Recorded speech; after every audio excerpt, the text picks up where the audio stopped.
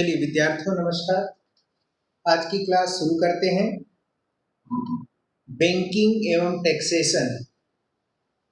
Banking and taxation Hindi में बोले तो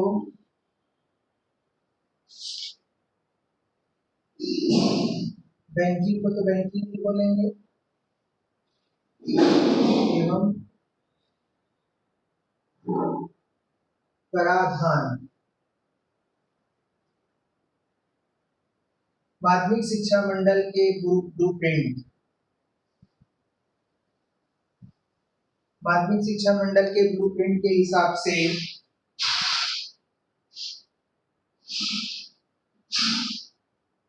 इसको यूनिट 3 में रखा गया है। यूनिट 3 और ये 7 मार्क्स का है। इसमें टोटल 3 क्वेश्चन आएंगे। टोटल 3 क्वेश्चन, 1 मार्क्स वाले 2 क्वेश्चन और 5 मार्क्स वाले 1 क्वेश्चन, यानी 2 into 1 5 into 1 equal to 7 number. ये 7 में 7 हमें लेना है। तो चलो अभी जो वाली जो क्लास है 10 मिनट्स का, उसमें हम 2 नंबर कैसे लेंगे वो देखते हैं। मेन बातें हम लिखते हैं, आगे बढ़ते हैं। ध्यान दीजिए, बैंकिंग के बारे में मेन बातें। बैंकिंग, पहला चक्रवृद्धि मिश्र धन। चक्रवृद्धि मिश्र धन बराबर मूलधन एक धन दर बटे समय, एक धन दर बटे 100 का घात समय। इसको सिंबॉलिक फॉर्म में लिखे हैं तो m बराबर p 1 प्लस r बाई 100 का पावर t। ये चक्रवृद्धि मिश्र धन का सूत्र। इसको आवर्ती जमा ब्याज, आवर्ती जमा योजना के अंतर्गत ब्याज निकालने का सूत्र, ब्याज निकालने का सूत्र। जब हम आवर्ती जमा करते हैं, रेकरिंग जमा करते हैं, 100 रुपया प्रति महीना, 200 रुपया प्रति महीना, 400, तो ये सूत्र यूज होता है। ठीक है, कौन सा? ब्याज बराबर p into r into 1 upon 100 into 12 bracket में n into n plus 1 upon 2। ये फार्मूला यूज करेंगे। अब इसमें है क्या सब? p जो है मूलधन है, r दर है, रेट बोलते हैं, रेट, ये प्रिंसिपल, और n टाइम है, टाइम इन मंथ, माह में समय। अब मान लीजिए यहां तक क्लियर है? पहला सूत्र, दूसरा सूत्र, तीसरा। शिक्षा उपकर, शिक्षा उपकर 3% लिया जाता है, जो टैक्सेशन राशि रहता है, जो आयकर देय राशि में, आयकर देय राशि पर, ये जो 3% लिया जाता है आयकर देय राशि पर लिया जाता है। इसके अतिरिक्त सावधि जमा योजना में फिक्स डिपॉजिट, फिक्स डिपॉजिट में, फिक्स डिपॉजिट योजना के अंतर्गत फिक्स डिपॉजिट, इसको बोलते हैं सावधि, एक फिक्स समय के लिए। ध्यान देंगे, बहुत महत्वपूर्ण बात है। यदि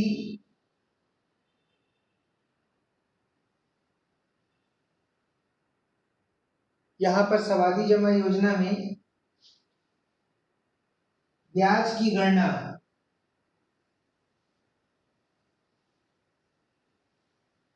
ब्याज की जो गणना है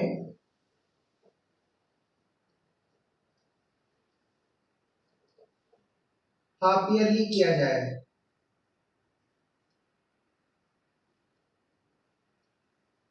तो रेट ऑफ इंटरेस्ट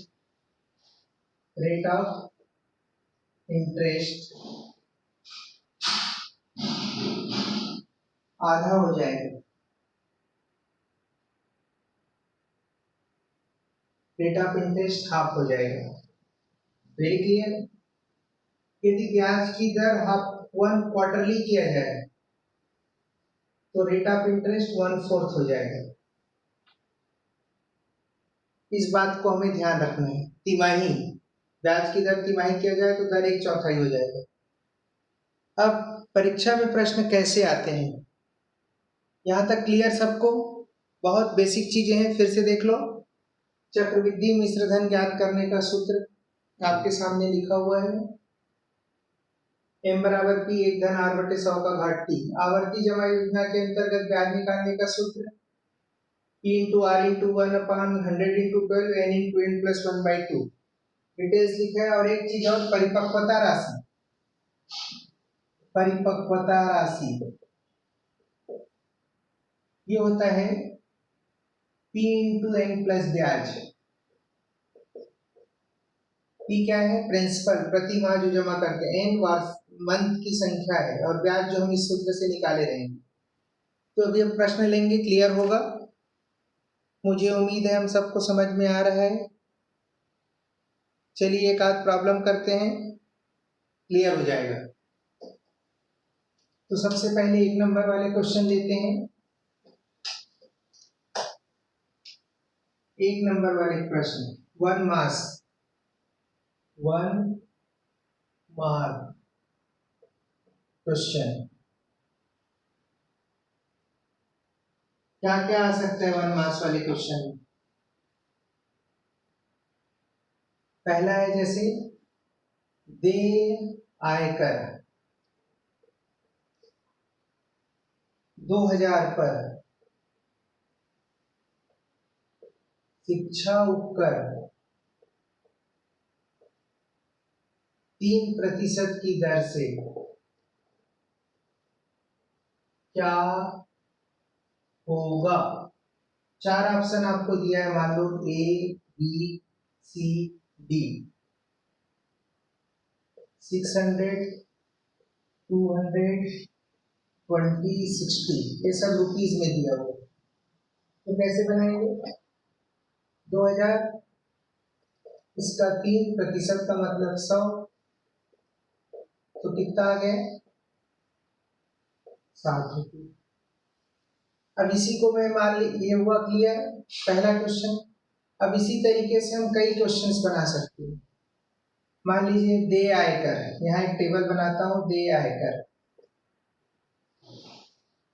शिक्षा उपकर और राशि, ये आपको निकालना है। ये ले लेते हैं 1000, 2000, 2000 तो हमने ले लिया, इसको 3 ले लेते हैं, 4000, 5000, 6000। ये इस पे मान लीजिए हमें निकालना है। और सबका प्रतिशत क्या है?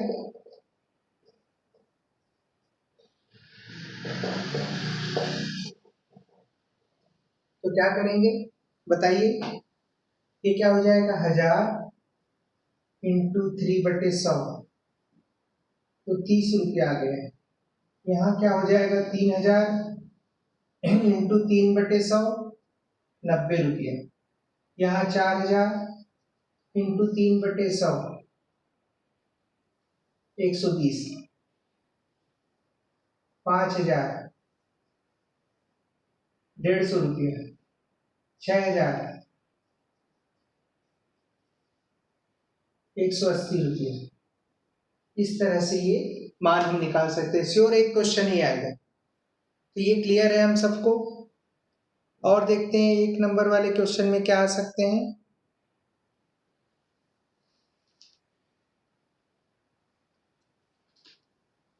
एक नंबर वाले और प्रश्न क्या आ सकते हैं, जैसे बैंकों में खाता खोलने के लिए पेन का होना अनिवार्य है, PAN।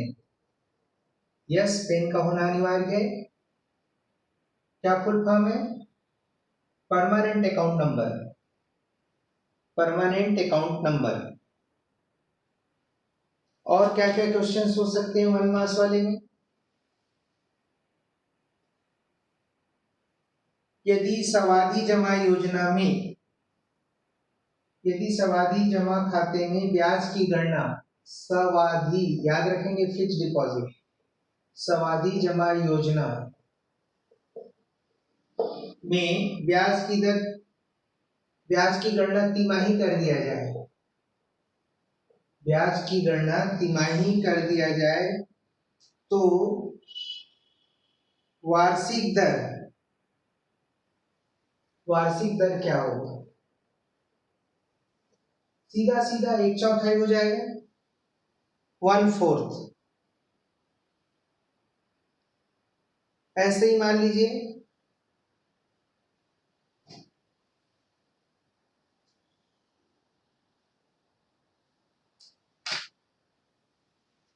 तो यहां तक क्लियर हो रहा है आपको सभी बातें? साधारण ब्याज और चक्रवृद्धि ब्याज में कौन सा ब्याज ज्यादा होता है? चक्रवृद्धि ब्याज। तो ये पहला टॉपिक 2 नंबर वाला क्लियर है। चलिए